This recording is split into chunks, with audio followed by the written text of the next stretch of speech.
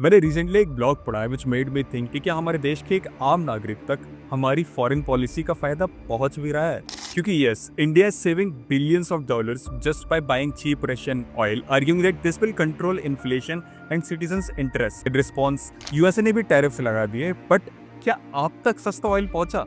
क्योंकि we are still getting petrol and diesel at around 100 rupees per litre, जो कि आप कंपेयर करेंगे 10 साल पहले के प्राइसेस से, तो that was 50 to 60 rupees per litre. अब इनिशियली आपको भी लगेगा कि यार महंगाई तो बढ़ती ही है और तब से आज तक का इन्फ्लेशन एडजस्ट करेंगे तो लगभग इतनी ही प्राइस तो होनी चाहिए। मैंने भी इनिशियली यही सोचा था, बट जब मैंने फर्दर रिसर्च किया तो आई फाउंड अ ट्रेंड कि over the years global crude oil prices जो इंडिया इंपोर्ट कर रहा है उसके प्राइसेस इन्फ्लेशन को एडजस्ट करने के बाद भी कम हुए हैं, बट कंज्यूमर्स के लिए पेट्रोल एंड डीजल के प्राइसेस सिग्निफिकेंटली बढ़े ही हैं। तो जब इंडिया स्टिल डिस्काउंटेड प्राइसेस पर ऑयल खरीद रहा है तो फायदा किसका हो रहा है? क्योंकि आम नागरिक तक तो वो पहुंच नहीं रहा है, बट उसकी वजह से यूएसए के टैरिफ का जो इम्पैक्ट है वो डायरेक्टली स्मॉल बिजनेसेस पर पड़ रहा है।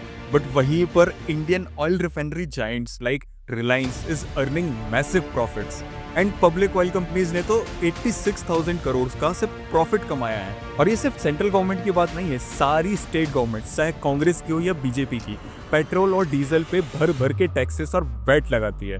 क्योंकि फ्रीबीज स्कीम यानी मुफ्त की रेवड़ियां जैसे लाडली बहना योजना जैसी स्कीम्स के लिए पैसे कैसे आएंगे? इंडियन फॉरेन पॉलिसी ने इंडिया के इंटरेस्ट को सेफगार्ड किया with their impactful diplomacy, but एक आम इंसान तक उसका फायदा ट्रिकल डाउन हुआ ही नहीं।